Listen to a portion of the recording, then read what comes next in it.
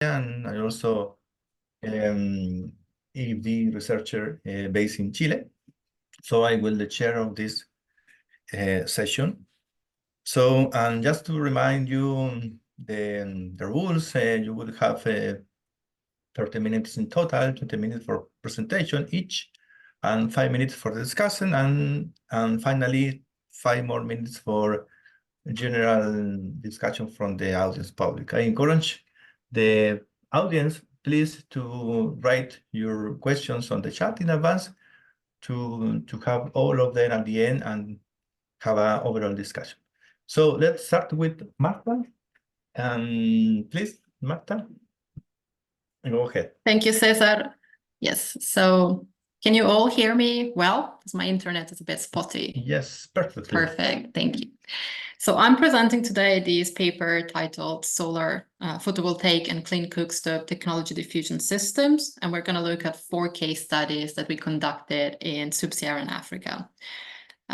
Just to give you a few words about me, I'm an assistant professor in environmental economics at University College Dublin, who has recently become a partner institution with Environment for Development. So I'm really looking forward to presenting this paper here at SETI and really looking forward to collaborating with people across the network. This is joint work with colleagues at the Institute for Environmental Studies at the Free University of Amsterdam. So there's really no need to motivate this paper, I believe, with this audience, but just to give you an introduction, clean energy access, as we all know, it's both a development and environmental priority at the moment, as justified by the Sustainable Development Goal number 7 and the Sustainable Energy for All initiative. Now, in the research landscape, we have increasing evidence from pilot studies and demand-side studies, a lot of them conducted by people within the SETI network, that try to look, especially from a quantitative perspective, at what are people preferences, what's the willingness to pay, what are the characteristics of clean energy systems that people are interested in. What we're still lacking is an assessment of what's the status of the supply side and the broader system around these new technologies. Now that they're no longer completely new, they're becoming more established, how is the sectoral landscape evolving as well? So this paper actually was born while we were doing an impact assessment for a multi-nation energy program. And one of the questions how can we assess progress? Sorry, can you still hear me? Yes. Okay, sorry. Just it. No. So how can we assess progress in the sectoral transition? Is the sectoral transition, in the countries where donor programs are being established, is the sector transition self-sustaining? Are the impact, sustainable in the long term? Are they systemic changes rather than just ad hoc limited to the pilot area? So this was we came up with this study, we adopted this qualitative methodology to complement this impact assessment of this donor-led program. So the theoretical framework that we use is this framework called the technology innovation systems. So the idea of a technology innovation system is that we have a system, an ensemble of different actors, but also different networks, so different linkages between the actors and institutions in infrastructures that are all connected and collaborate to the development and diffusion of the technology that we're interested in studying. Oops. Now, most of the literature around technology innovation systems come from high-income countries. So these studies that I've cited here are from high-income countries. And only recently, this framework has been adapted to the case of lower and middle-income countries as well. So the idea of the technology innovation systems is that we can recognize 7 systemic functions that need to be present for a sectoral transition to be realized. And the 7 functions that I'm going to describe in a second each of them need to be well developed, but they all need to be connected and balanced among themselves.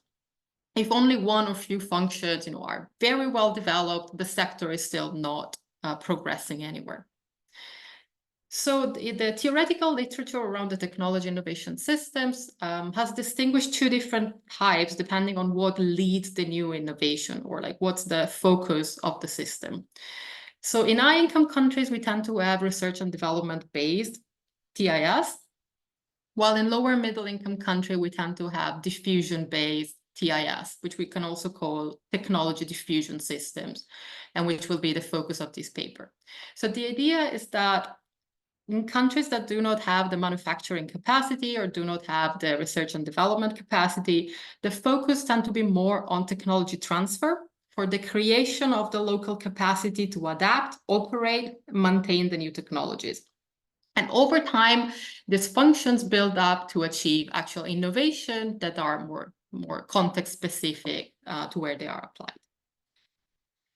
So the 7 systems functions that we're interested in assessing in case studies, the ones listed in the slide. So the first one is the creation of legitimacy around the technology. So the 2 technologies we're looking are the off-grid solar systems and the clean cookstoves, so improved cookstoves. So the creation of legitimacy around off-grid solar and around improved cookstoves boil down to the trust that people have in these technologies. Are they accepted? Are they recognized as suitable to meet people's need? The second function is the guidance of research, also called the policy support function. And the idea is to assess whether within a national context or within the context we are analyzing, whether there is clear support for these technologies, whether the expectations of what these technologies can fulfill are clear, well developed, and well communicated to all the actors in the system. So whether there's a policy commitment towards these technologies. The third function is knowledge development.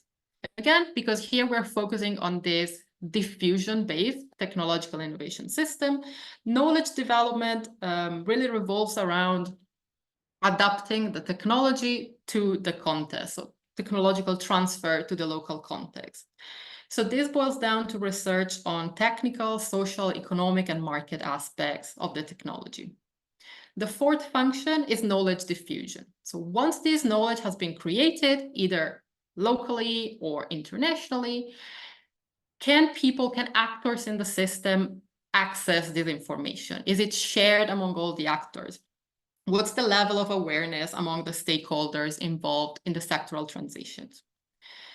In the fifth function, that is market formation. So if there is trust of this technology, there's a clear policy commitment to support it, the knowledge has been developed on how to adapt it to the local context, and all the actors can access this information and the knowledge, then is the technology actually traded? Is there a marketplace? Is there a developed demand side and supply side that can fulfill this demand and supply of the technology?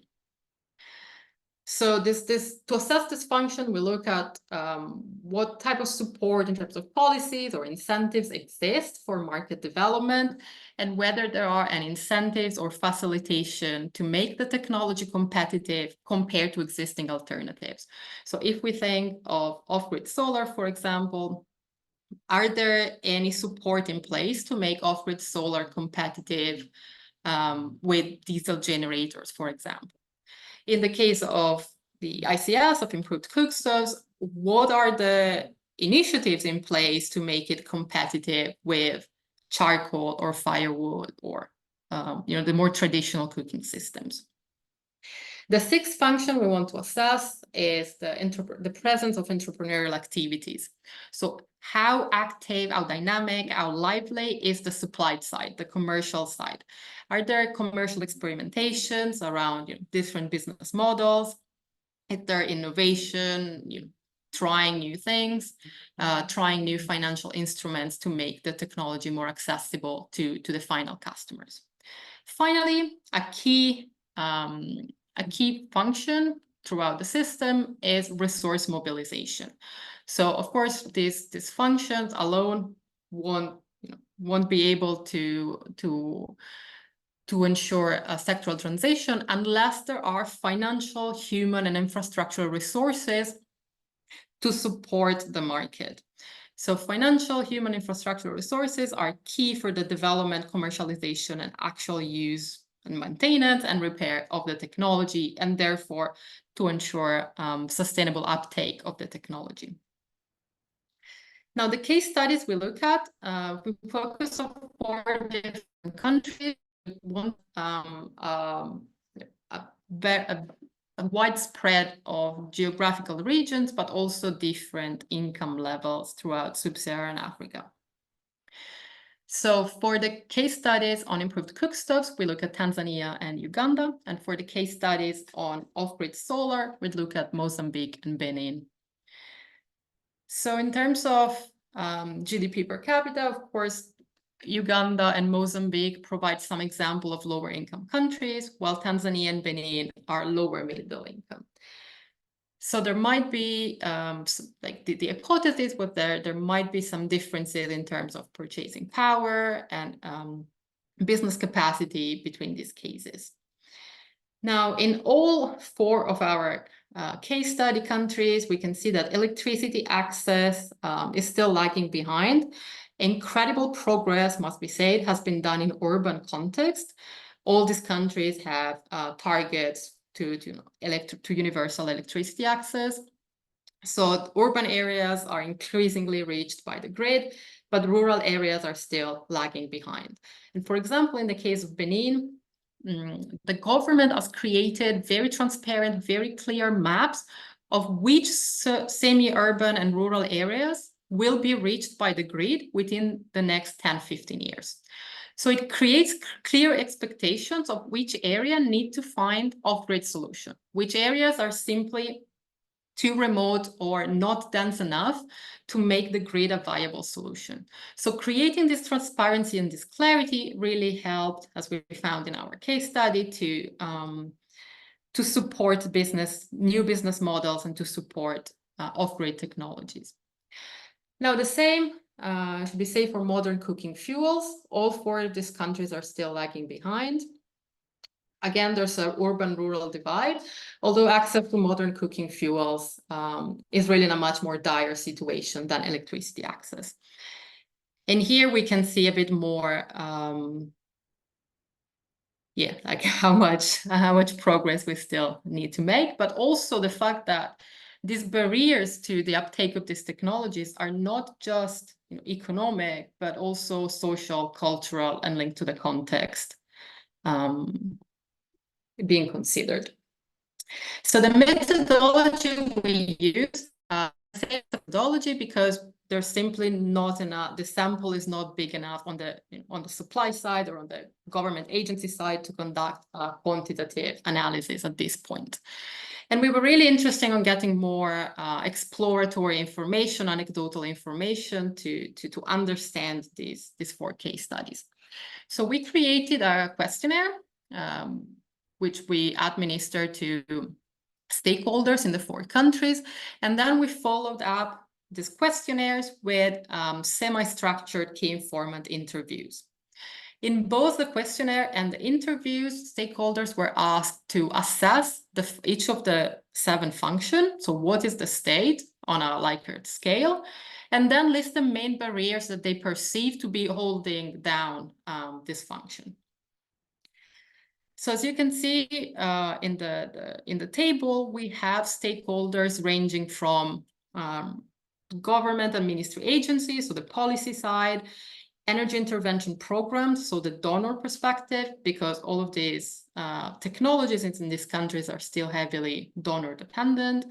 And then we have a substantial chunk of our sample coming from the private sector. So these are importers and installers of the technologies, for the case of off-grid solar, and manufacturers and sellers of improved cookstoves. We also interviewed representatives of sectoral associations And in a few countries, we managed to get access to research institutions and funding agencies as well. So given the results of the questionnaires where stakeholders were asked to assess the status of a function that was described in details before asking the question, we created these plots where we can see both the scores that were given to each functions, but more importantly, how the functions score relatively to each other in each country.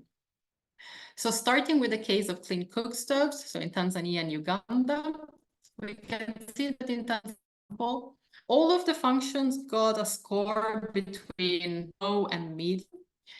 And the ones that scored behind are resource mobilization and market formation. So as you can imagine, financial resource access is a key enabler for systemic changes and for sectoral transition. And if these are lagging behind, all of the other functions are suffering.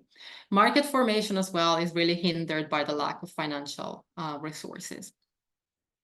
The functions and these results, we can see similar for the case of Uganda. So in both cases, market formation and resource mobilization are the ones most lagging behind.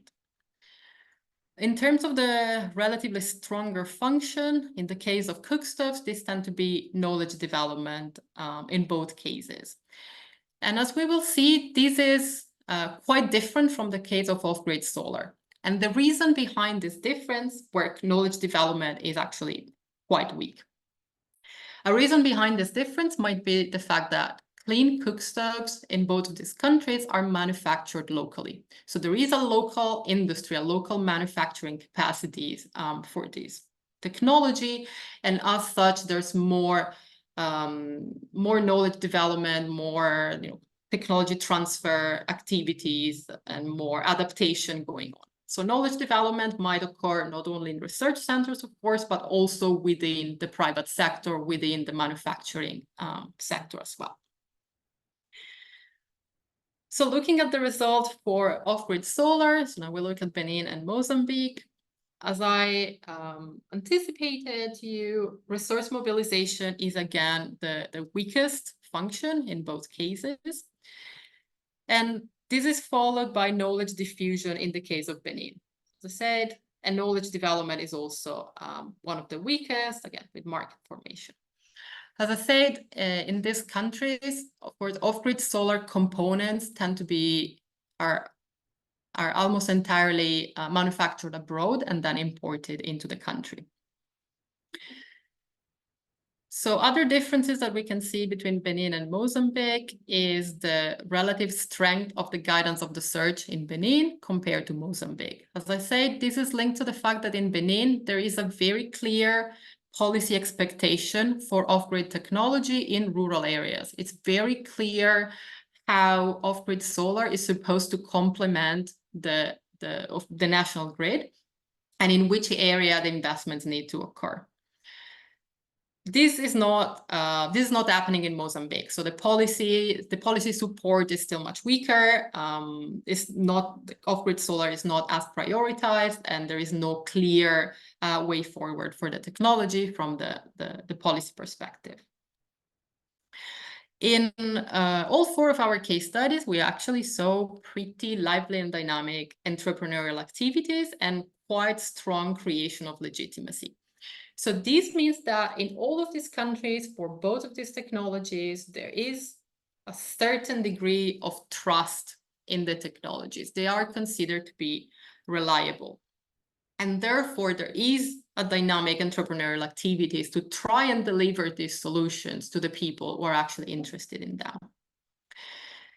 Now, this last result, the fact that the creation of legitimacy, so trust in the technology, is quite strong, is in contrast with previous literature on this topic. So here we can kind of like draw an insight that there has been a lot of progress in this technology, in awareness campaigns around this technology, and therefore the situation is changing finally. So there is a demand side, there is interest in using these solutions. What are the barriers that are still holding back the sectoral transitions. So what's happening on the supply side? So in the case of improved cookstoves, we find that a strong barrier for the development of the market and the supply side is the low social prestige and underappreciation of the sector. So even in terms of human resource mobilization, it's difficult to find, it's a bit more difficult to find people interested or with a priority in this sector. Now, as I mentioned before, knowledge development is higher in improved cookstoves compared to off-grid solar, and we discussed how this might be linked to the domestic production. And then there are several barriers that are common to all and to both technology, and I believe a lot of you will recognize them as common to other contexts as well.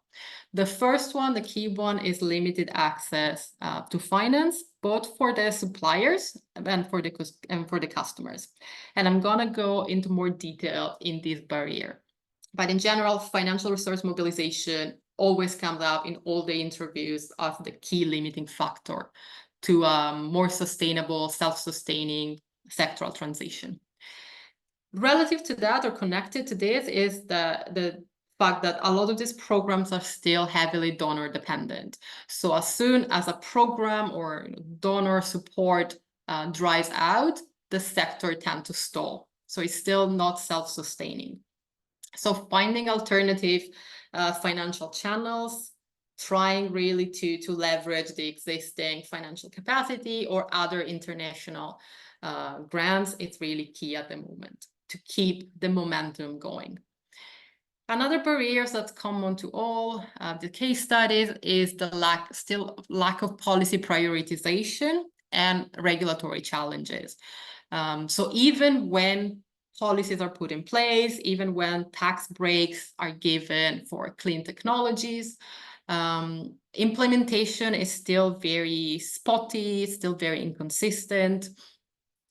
And there's like no reliable regulatory framework on which the private sector can build on. Another barrier is limited awareness, especially from the customer side, on how to tell low quality products from high quality products. And linked to this, there's still a strong competition from the informal sector and from low quality products. So in all these countries, there are ongoing discussions on certifications, either of the installers or of the products themselves, to make it easier for the customers to understand why they're asked to pay such a higher cost compared to the products that come from the informal sector.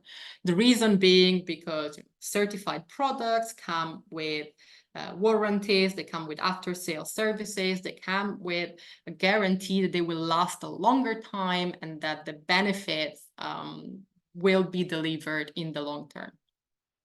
So sorry, Marta, time is out. We should provide some time for discussion.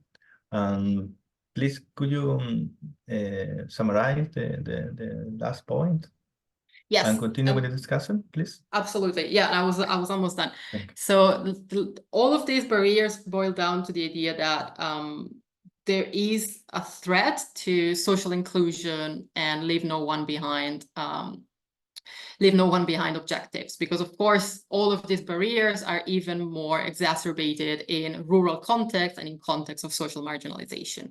So trying to strengthen all of these functions with an eye to social inclusion and environmental justice is really key to move the sector forward.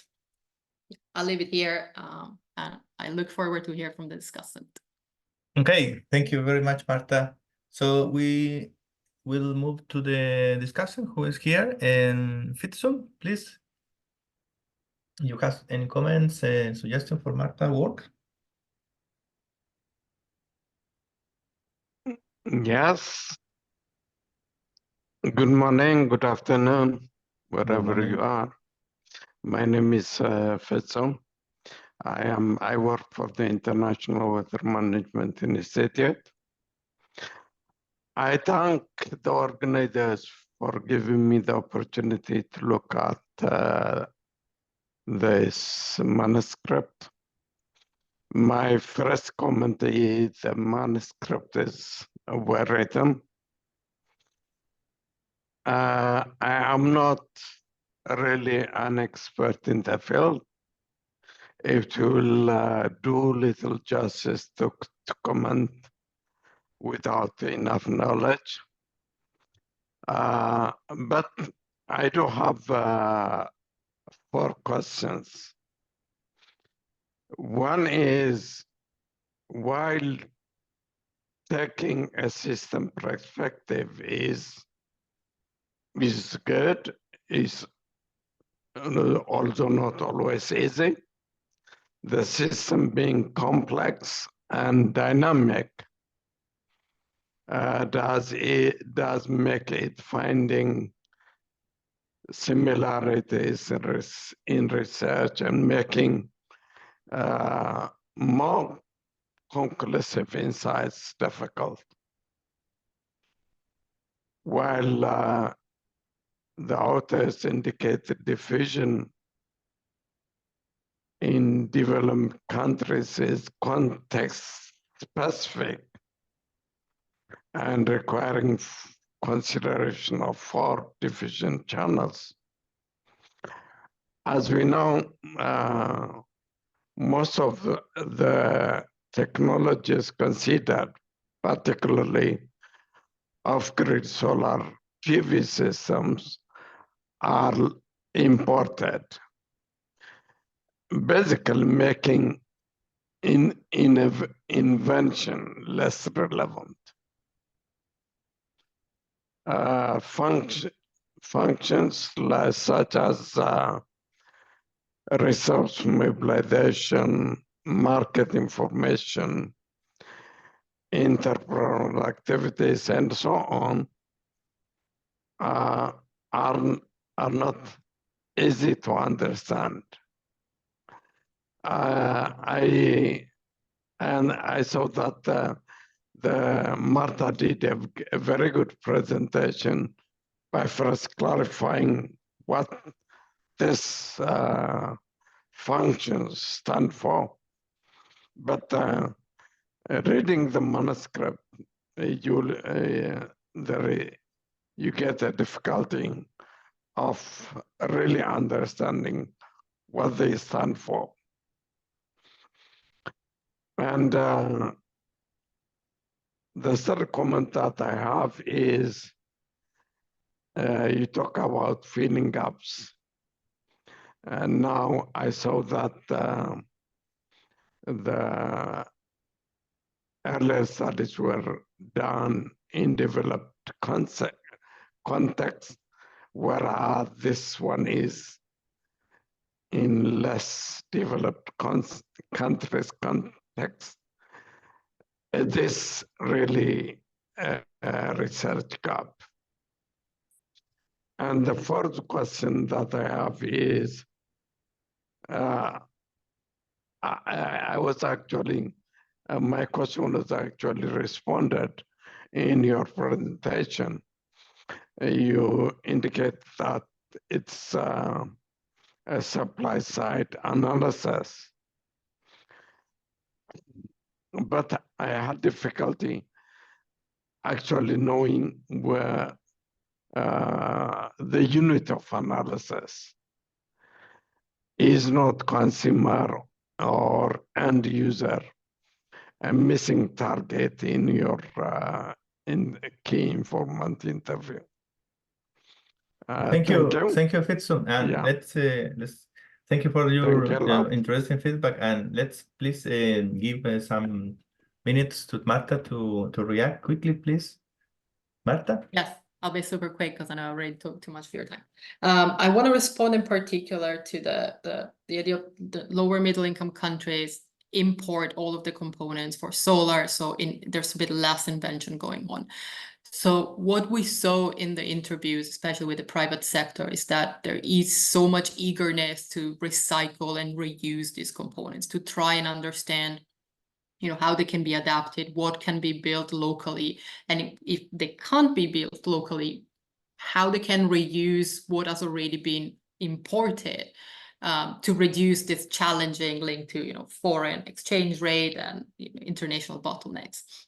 So I think there is still innovation and inventions going on, especially on this side, on trying to adapt, but also recycle, reuse, and be as efficient as possible. So I think this will provide very important feedback to other countries, also to high-income countries, where in some sense, the trying to be as efficient as possible with resources might be a bit of a lesser priorities. And absolutely, lower middle income countries, there is less research being done. So that's a research gap that we're trying to close.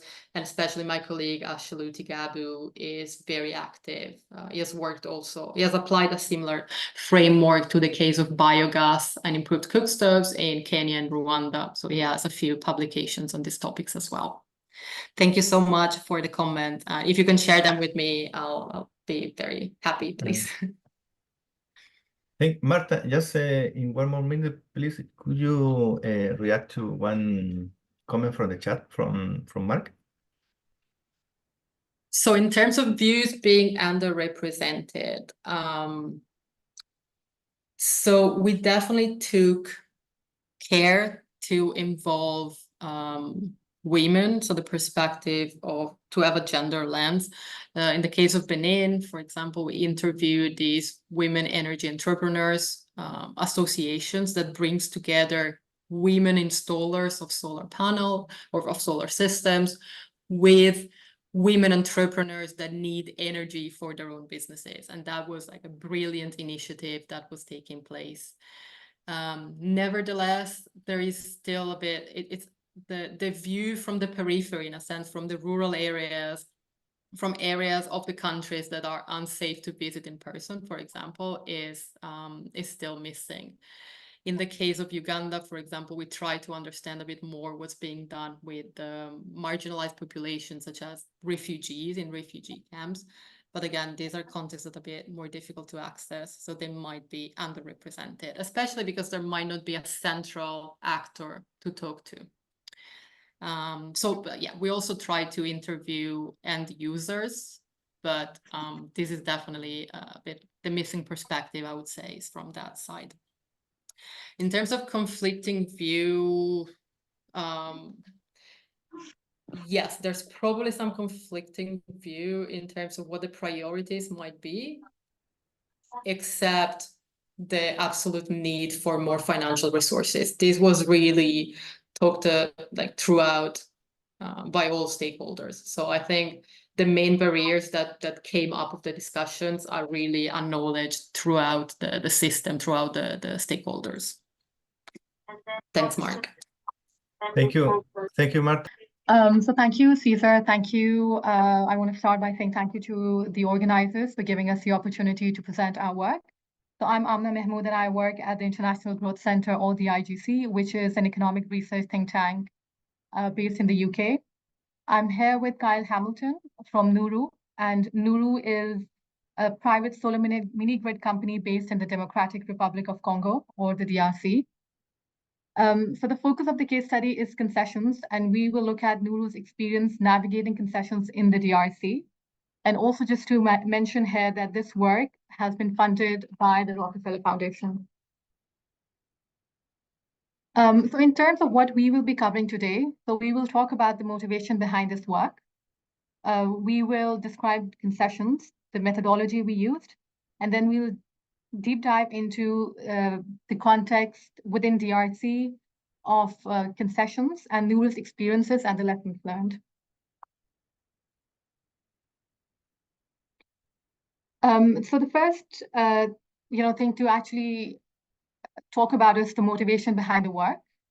In FCAS, or fragile and conflict affected settings, according to SMARC report, around 42% of the total population residing in these areas do not have access to electricity. So the electricity access challenge is profound in these settings. Understanding this challenge, in February of 2021, IGC launched a call to action on powering up energy investments in fragile states, with the objective of raising this issue to the notice of policymakers. And just to also highlight that electricity access is not just a challenge because it's a basic necessity which is not available in these settings, but also, as people know here, that electricity works as an enabler for other development goals. And what this means is that it allows children to study longer in the evening. It allows healthcare centers to have refrigeration facilities to store medicines, and it saves women the time from daily household chores, such as collecting water. So understanding all of this, we were commissioned by the Rockefeller Foundation to develop a series of outputs to support policymakers in FCAS to help scale up renewable energy investments in their countries. So as a result, one of the topics that we selected for one of the case study output was to look at concessions. So in FCAS, years of conflict, civil war, and natural disasters have damaged or limited access to essential infrastructure, including electricity. And even where infrastructure has not suffered direct damage, governments of FCAS are often not able to maintain and rehabilitate the services due to lack of funding. So concessions are a legal structure that grants private players the right to provide services exclusively to a geographical site over a specified period of time. And this time period can be 5, 10 years, 20 years, and so on. And this geographical site has been demarcated by the government. This arrangement of concessions also works for private players because there is guarantee of monopoly power over service delivery, which allows them the opportunity to recoup their investments and earn adequate returns.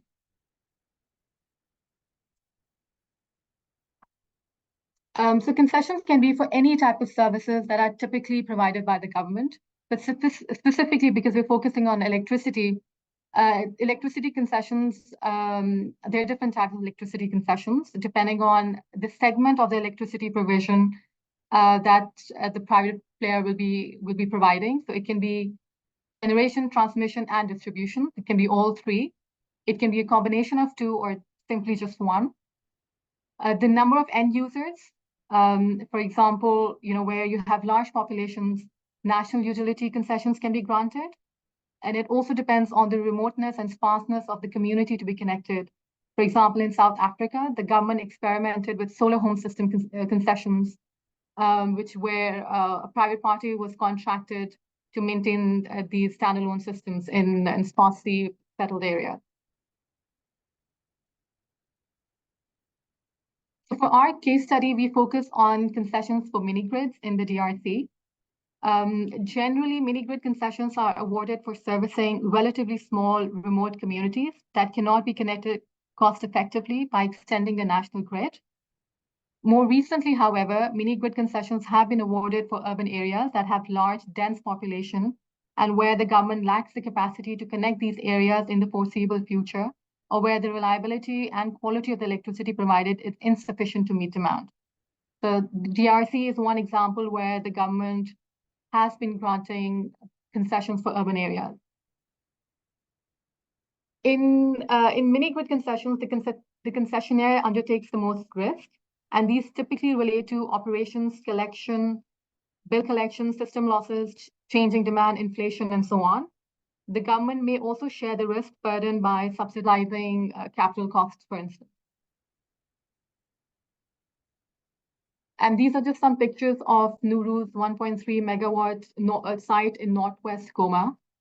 This is the powerhouse and energy system and batteries.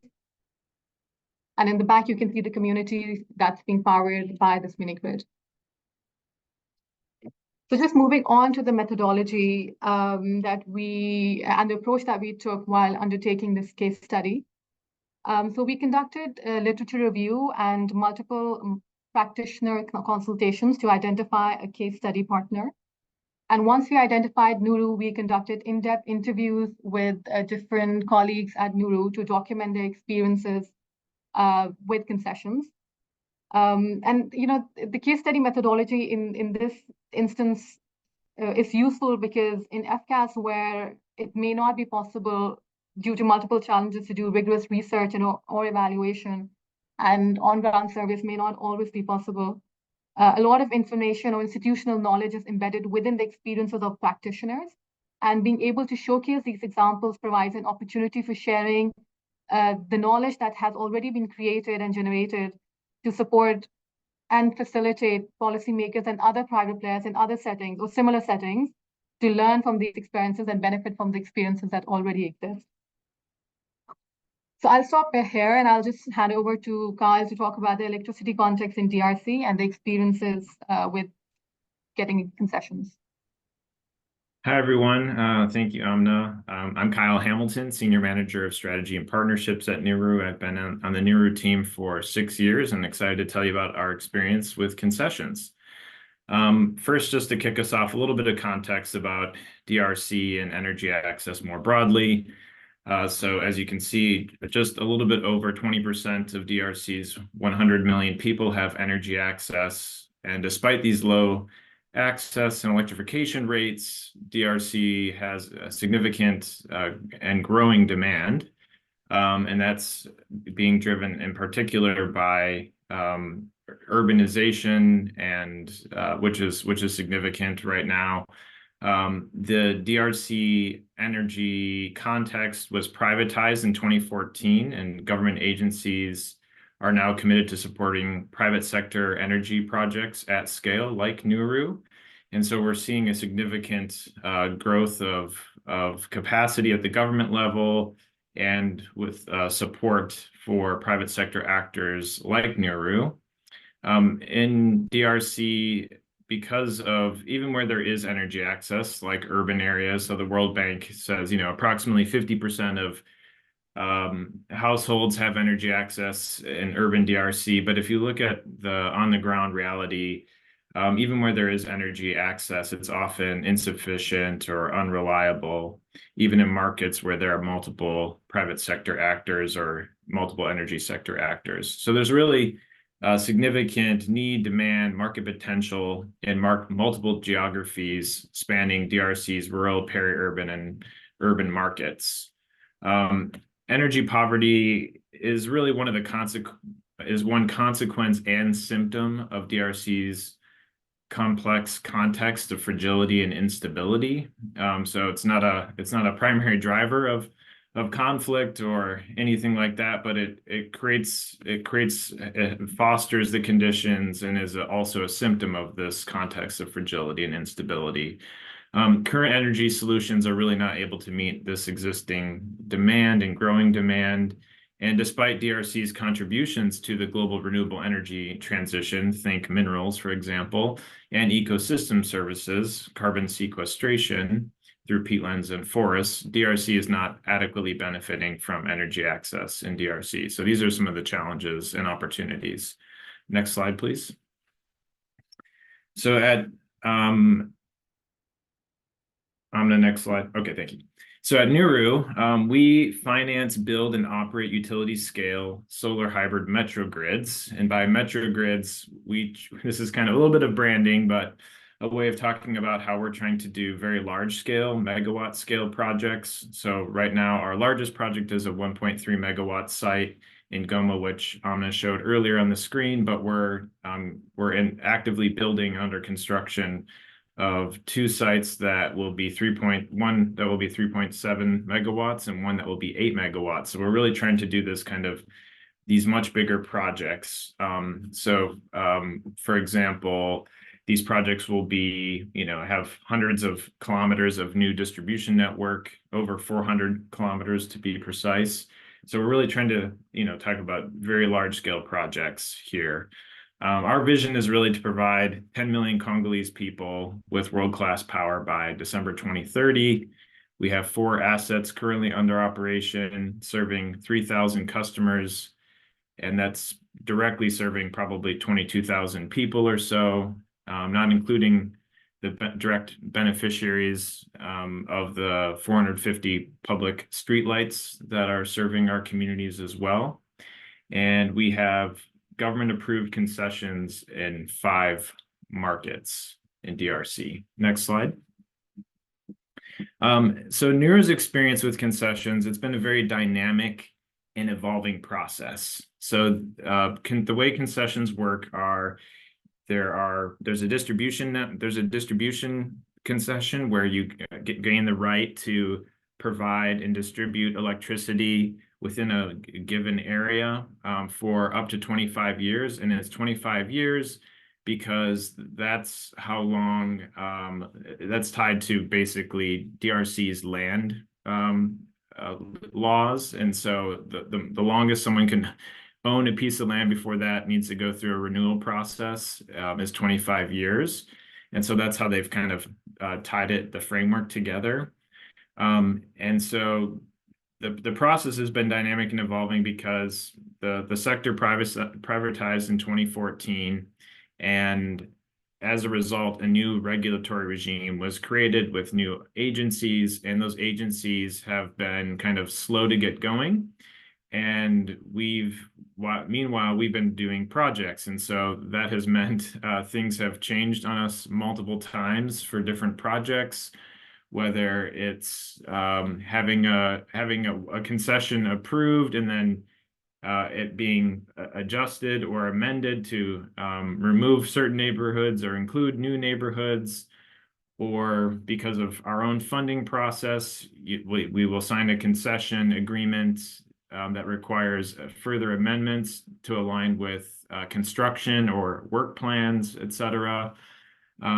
We've had to do some things retroactively, so where we've had a special agreement with the provincial level government, and then the regulatory office came online and became more operational, and then we had to do some new things retroactively with them to get those approved through the new process and system. And it's really been a process where we've also been kind of co-creating with the government in many ways, especially on questions like tariff and making sure we have a tariff structure that is both affordable but also makes sense for cost reflective requirements for our investors and for us as a business. So it's really been a dynamic and evolving process.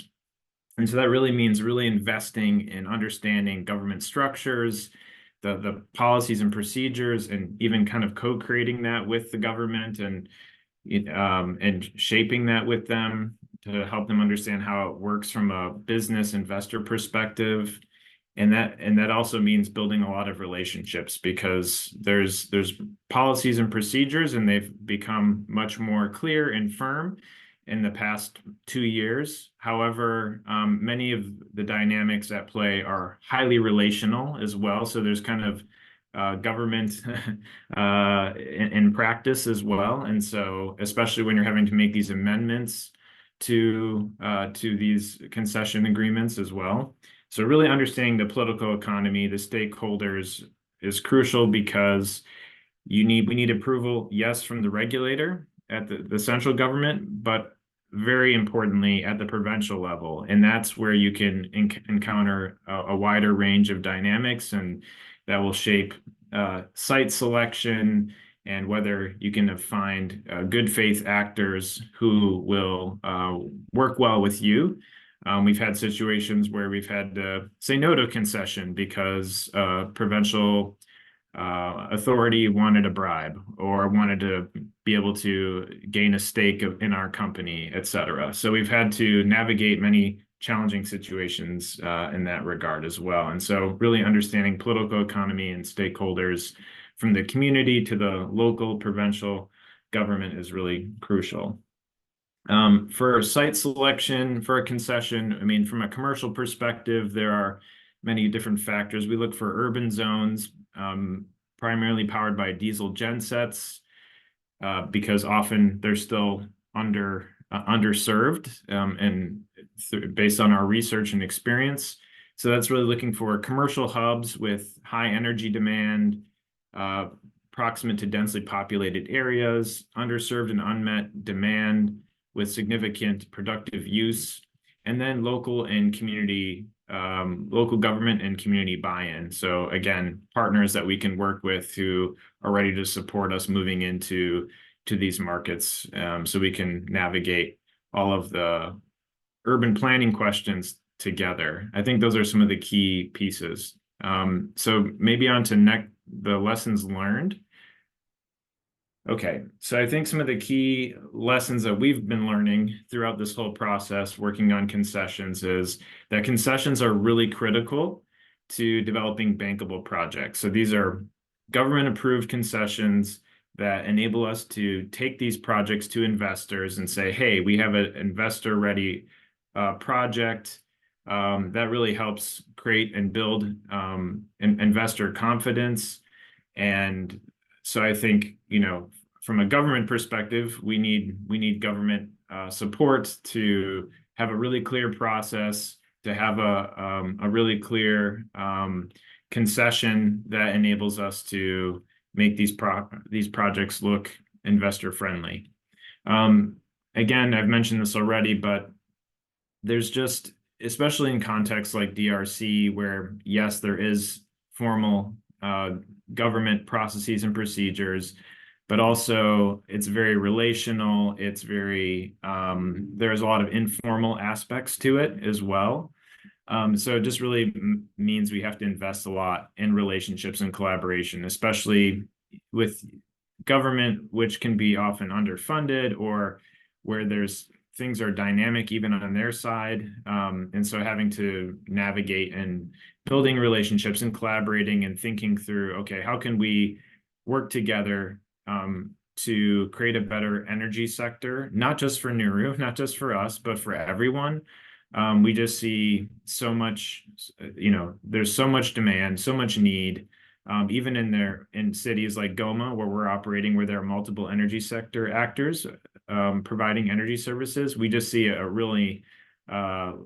it's just really important to create the best business environment and energy regulatory environment possible for everyone. And so we really see ourselves trying to invest in that long-term project.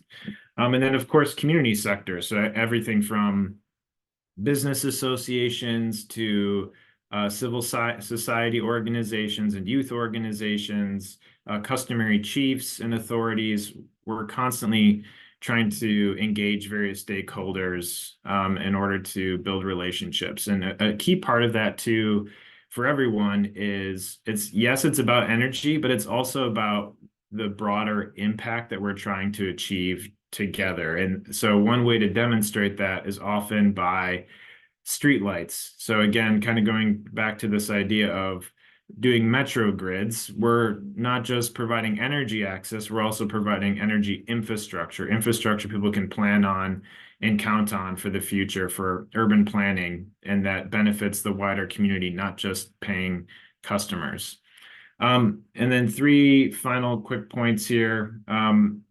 There's one of the big challenges is extended timelines. There's so many variables working in DRC, trying to get investment to do the work we're doing in DRC, changing things, changing aspects and evolving aspects with the government, whether tariff approval delays or other approval delays that affect our concessions. The point is really having being prepared financially and relationally for delays. And that's, again, kind of just to highlight the need for ongoing grant support, especially when developing and pioneering new projects in these high-risk, data-scarce DRC contexts, these fragile contexts where projects are very expensive to do. So I look forward to engaging any questions, and thank you for the time. Thank you very much, Amna and Kyle, for your presentation and work. And I can see some comments from the chat, but we have a discussion assigned to this presentation and work. Thomas? I see Thomas connected. Thomas? Yes. Hi, everyone. Hi, Amna. Hi, Kyle. Thanks so much for the presentation and for the paper. It's a very insightful case study, which I enjoyed reading and does a great job of showing how low administrative capacity at the state or local level, combined with the lack of infrastructure, can generate economic inefficiencies and slow the development of private electricity offer. So I read the paper. When I read the paper, there was no mention of the fact that it was commissioned by the Rockefeller Foundation and that you'd been asked to more specifically document the administrative barriers that proved to be challenges for Nuru in the implementation of and the development of its concessions. So I looked and I prepared questions which are more the questions of a development economist, sorry, asking himself how the concession model could be effective to increase access to electricity and what are the limitations of this type of model. So what can we expect in terms of impacts on populations and local economies, and what should we not expect? So my first question is or maybe my first suggestion is, would it be possible to enrich the case study by saying a bit more about the challenges that Nuru faced during the implementation phase of its activities, because most of the discussion for now is about challenges during the application and acquisition phase of the concessions, so before the actual implementation. And I was curious to know what types of problems you had to overcome when you started building the grids and serving customers. So, for instance, in the chat, Mark asked how you manage demand peaks, and if you have some way of limiting consumption at some times during the day to be able to serve all your customers. So I think it's, for instance, one very interesting aspect that would be relevant to discuss in the paper. More broadly, I also would have liked or would be interested to find some simple descriptive information in the paper on Nuru's key performance indicators to better understand what is the, so there was a bit more about this in the presentation, but what is the current size of your activity in these 4 concessions in terms of production? How much do you generate? And I mean, compared to the initial capacity, also how much do you sell? Do you deliver to your customers, or is there some excess capacity, or on the contrary, do you struggle to match the demand that you have?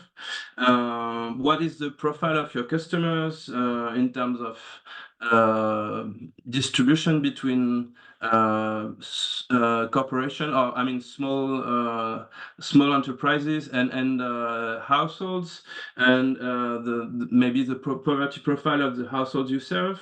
So this would also be useful to put everything in context.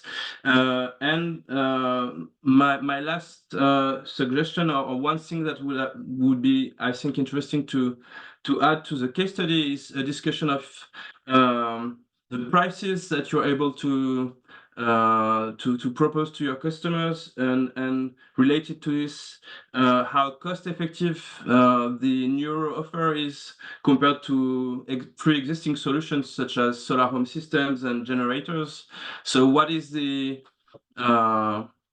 economic equation for your customers, and how attractive you are compared to competing technologies, and yeah, so if you could maybe discuss this a little bit now, that would be extremely interesting.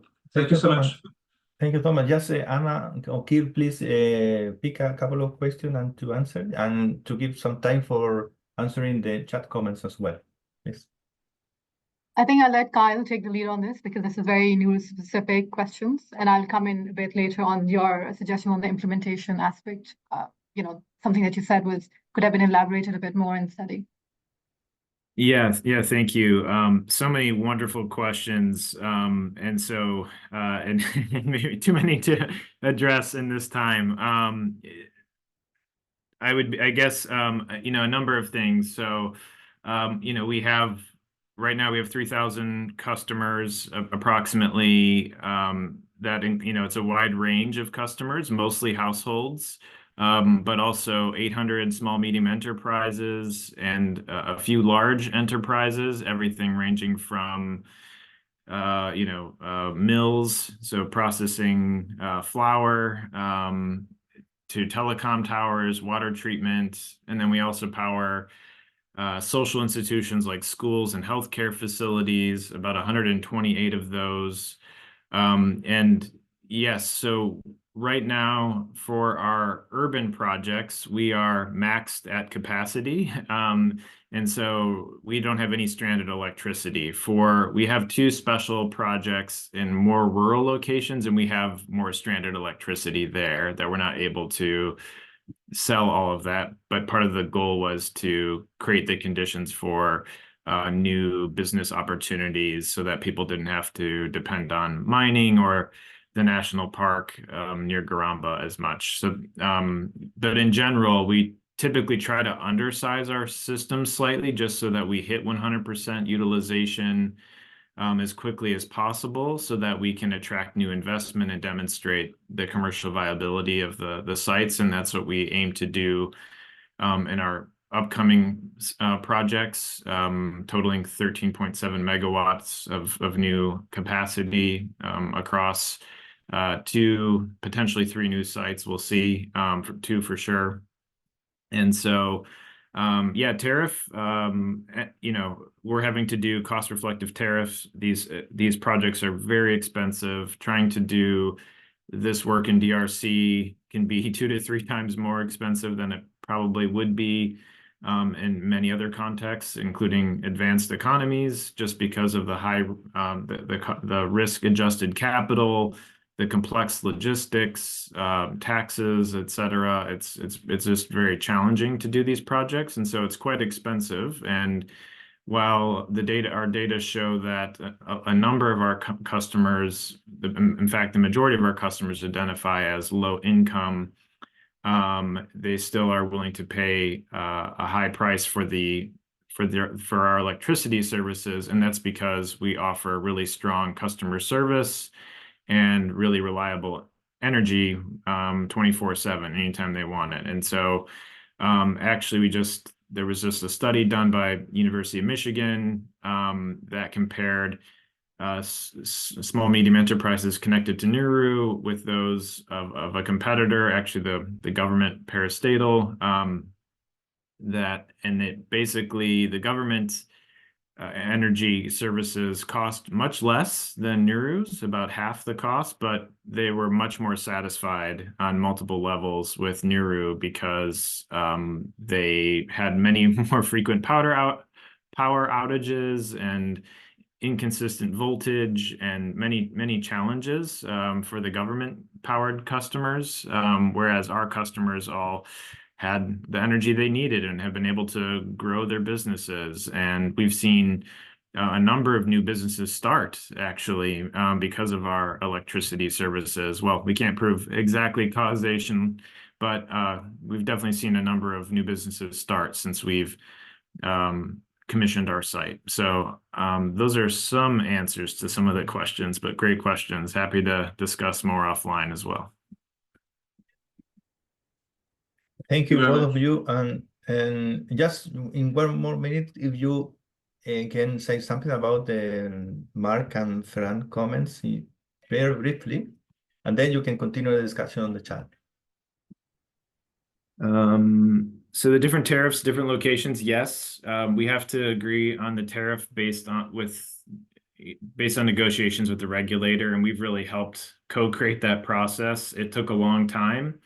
In fact, it took so long. In one case, we were providing free electricity for 1 year to customers near Garamba National Park because it took a lot longer. And that's part of it. They were, developing their process. And so it's been very iterative. It's a little bit stronger now. And we've been able to, yes, but it's all based on the cost. And so we can justify different tariffs depending on how remote the sites are, how much it costed for us to deliver these projects and get them built. Manage demand. We really try to manage demand by selling 50% of our system output to anchor clients. So clients that have significant loads and plan to grow.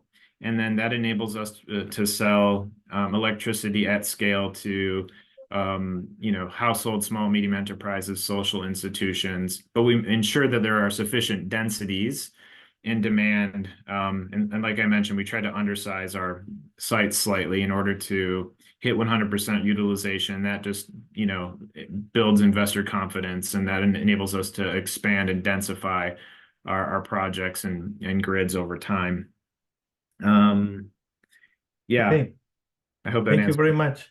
Yeah. Thank you, Kale and Anna, for your presentation. Well, you can continue if you have more detail about your answer. So you are free to expand your answer on the chat, please. Thank you very much to both of you. Let's move on to the next presentation. Is Fitsum turn from International Water Management Institute. Fitsum, please. Can you start sharing your screen?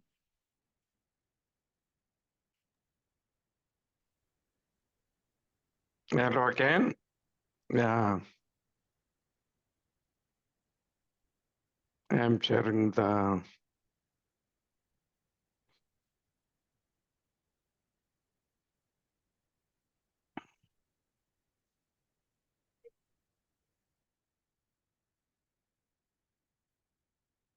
Is it visible now? Yes, but you should try to turn it into full screen. Yeah, No. Yeah, perfect. We can see that. Thank you. Thank you again for the opportunity to present this paper. This paper was part of the work that was supported by IMI in Southern Africa, Western Africa, and Eastern Africa, the synthesis of which was published in Energy Strategy Review this year. It was a good opportunity to see familiar faces like Gunnar, Mark, and others as well. To go back to background of the paper, as it is well documented, agriculture in Ethiopia and Kenya is rain-fed, so it is vulnerable to climate change. And irrigation is considered as one of the pillars. And both countries are assessed to have a huge potential in terms of irrigation agriculture. And there are concrete plans. Many of the government policy documents basically highlight that. In terms of solar power water irrigation, it has lately took a donor and your interest. In terms of the suitability of groundwater to solar power irrigation, about 11 million hectares of groundwater irrigated area in Ethiopia is assessed as potential. And in Kenya, there is a plan to increase the share of the renewable energy mix, among which solar is one, to at least 70%. If you look at the history of solar power irrigation, in Ethiopia, it's found at it's an embryonic stage compared to even Kenya. So a recent study showed that at least during the last 5 years, 216 water pumps were supplied, and the demand would go up to around 1,000 in 2025. However, in Kenya, about 10,000 solar pumps are sold annually. There are also the literature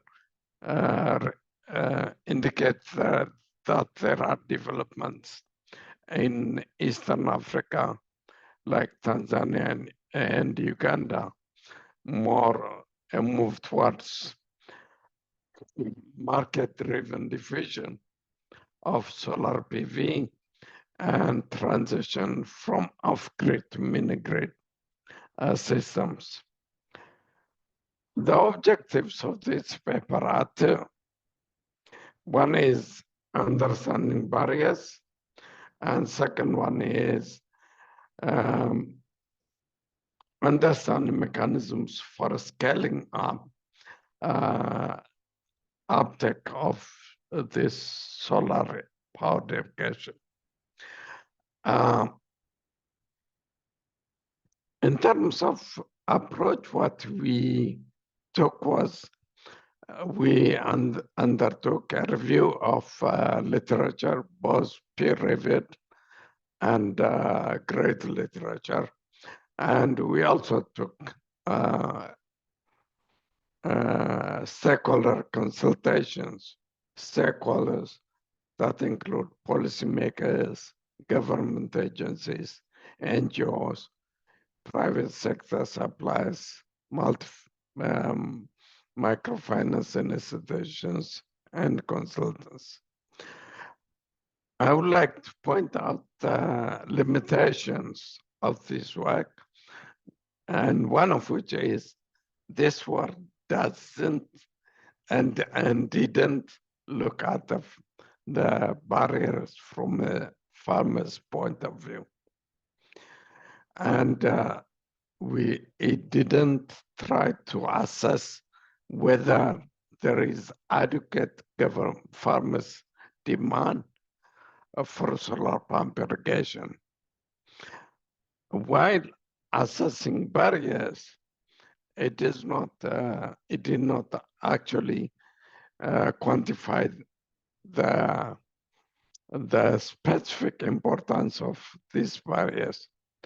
The stakeholders that were consulted are almost similar in both countries, except that government and microfinance institutions were missing in Kenya.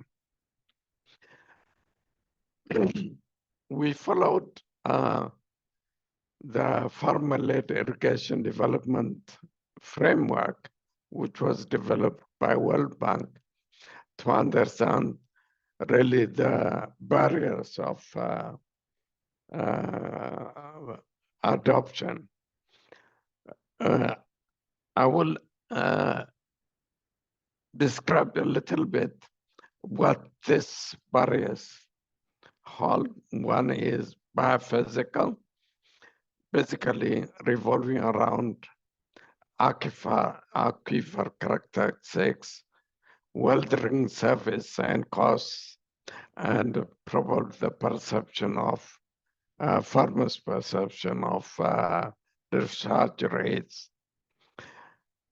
In terms of technical barriers, the presence of technical advice during stage, installation and maintenance, the presence of a supply of quality products and spare parts is important.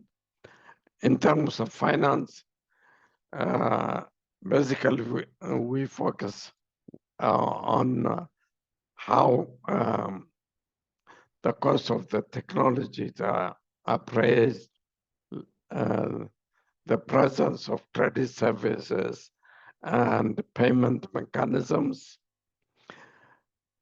And in terms of market barriers, it's basically understanding the structure of the market, whether it is competitive or non-competitive, and also understanding the supply chain.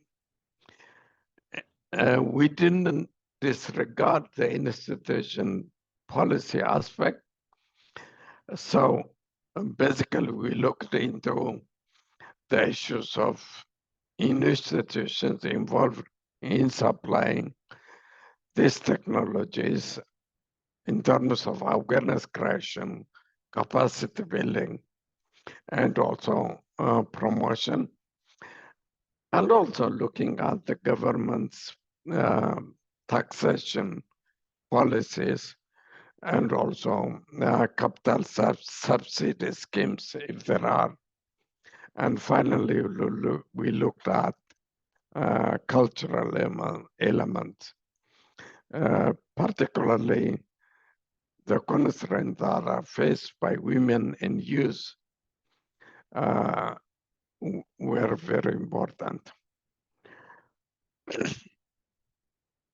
When we come to the results, as you can see in this bar graph, the two most important barriers was from the stakeholders consultation and literature review were financial and market barriers. I will come later what these issues consist of, but it's important to mention that the technical and policy are also important barriers. Technical, basically, if you talk about the operation and maintenance aspect of the technology, the technical advice during purchase, and also the policy and regulation aspect is quite important. In terms of financial barriers, I think the off-grid supply is mainly donor and NGO led. So direct purchasing of this technology was not real. And one of the reasons is, for one, the technology is new, and second is the scaling of microfinance service is quite low. And in Ethiopia, particularly, there is no capital subsidies for these new technologies. There is a zero tax policy, which was started in 2019, but its implementation remains difficult. And most importantly, the business development, particularly understanding the finance mechanism, is underdeveloped. On the other hand, if you look at Kenya, there are capital subsidies. There is also a good start of flexible financing business models. In terms of market barriers, the markets are dominated actually by very few multifunctional suppliers. The government and NGOs are also important actors. So the mode of supply is basically the government assesses a demand, issues a bid, and the suppliers respond to that bid. So direct sales to smallholders is limited. There are limited after sales services. If you look at the value chain, unlike the value chain that we know from the literature, the value chain for solar powered pump supply looks very short. The suppliers behave as importers, wholesalers, and retailers mostly. In some cases, they engage brokers, and then they directly supply basically the farmers, few, if there are direct sales. And most of the sales are related to supply requests from governments, NGOs, and these are finally distributed to farmers. So in terms of conclusion, I would say that there is high initial cost of solar pumps and lack of access to finance.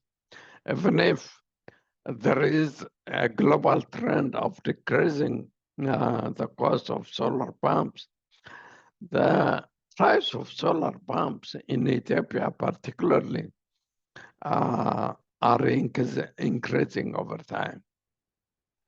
There are various explanations for that. The second important conclusion is there is a non-competitive behavior. There are few suppliers, as you know. And also on the policy side, the implementation of the new tax policy is slow. And the regulation and the standardization is weak, so that there is a supply of low quality technologies and spare parts. And finally, there is also low awareness of farmers and also government access. Capacity building of farmers is quite important. In terms of the experiences in Kenya and probably Southeast Asia, I didn't talk about that earlier, but they basically underline that the importance of policy incentives like capital subsidy and promotion, and also enhancing the feasibility of the technology by improving irrigation extension and availability of small farmers, friendly business models is quite important. Multi-stakeholders, its establishment as well as organization is quite important. Thank you a lot. Thank you very much, Fitsum, just on time. Well, now is Marta's turn for discussing the paper. Just Marta, please take the half of the 5 minutes. We leave the rest for Fitsum to answer, please. Mark. Yes. Fitsum, could you unshare your screen? Yes.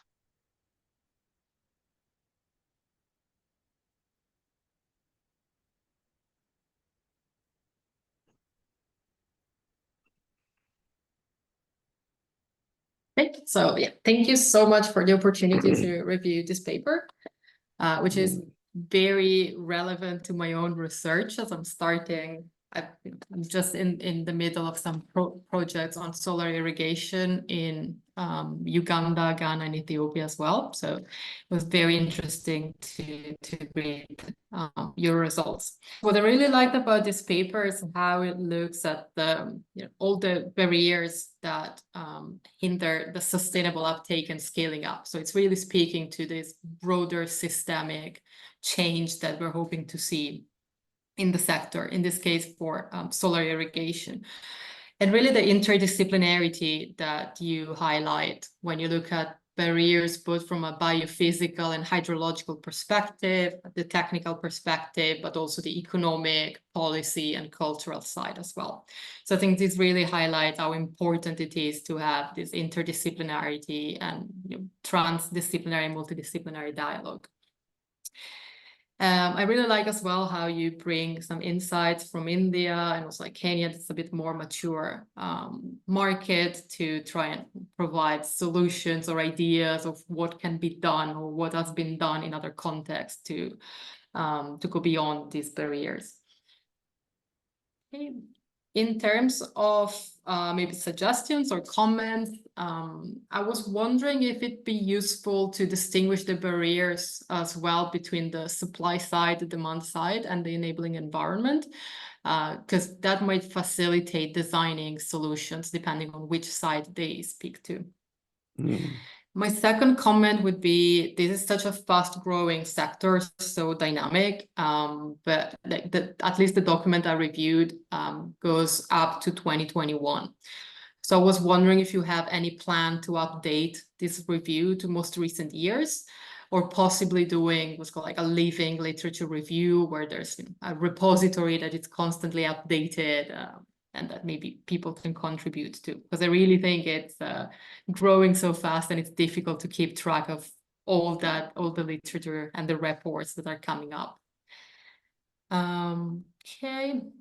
And then some aspects that I wanted to highlight in case you want to deeper into this. I really, again, from looking at the biophysical barriers as well, the socioeconomic ones, it really made me think of how important it is to think of both the environmental sustainability and social inclusions right from the start. So when we start developing a regulatory framework or possibly economic incentives, it's very important to keep this in mind, I think, from the very beginning, to make sure that no one's left behind in terms of women, youth, low income, inclusion, last mile areas, but also to make sure that in case of water extraction, that we don't over extract. And I really like the point that you raise about the importance of complementarity. So solar irrigation becomes really viable when there's a shift to high value crops, and vice versa. High value crops becomes feasible when solar irrigation is available. I think this brings an additional layer to this system perspective. It's not just the solar irrigation, so the energy part, but it's the agricultural component as well. And as in my paper, can you stress how important is the need for customized or more suitable financial products that can smooth this higher upfront cost of solar systems that can then be recouped in the future with lower operation costs. And I was curious to know, given that you say like the sector right now is mostly small systems, standalone individual systems, would you expect the barriers to be the same or different for larger scale systems that might be shared by multiple farmers or even by an entire village or community? And I was also curious to know if in the context you studied, if there is a database, is there anyone tracking how many of these systems are being sold, where they are, what sizes they are? So, and thank you so much for the paper. I think it's very, very relevant, very interesting. Thank you, Marta. Fitson, please take a couple of points to answer because we have a couple of questions from the chat already. If Yeah. you have something to say, yeah. Yeah, and thank you very Yes. much, Marta, for the useful comments. I would like to mention to address 2 points. One is barriers, whether the barriers will remain the same if the end users are single farmers or they organize themselves as groups, etc. I haven't actually looked into it, but I think it's a very interesting to look at, because one of the business models that we intend to propose is going probably away from the single owner perspective to group or to type of lease arrangement perspective. So that is basically a good direction. The second is I would like to comment whether the data system is upgraded. I think since we have connections with the major suppliers and we can recover information about the quantity of supplies that were made, where and how, their size as well, and the price in some case. So, but it's a very important idea that maintaining a database is quite important. The other issues you raised are important.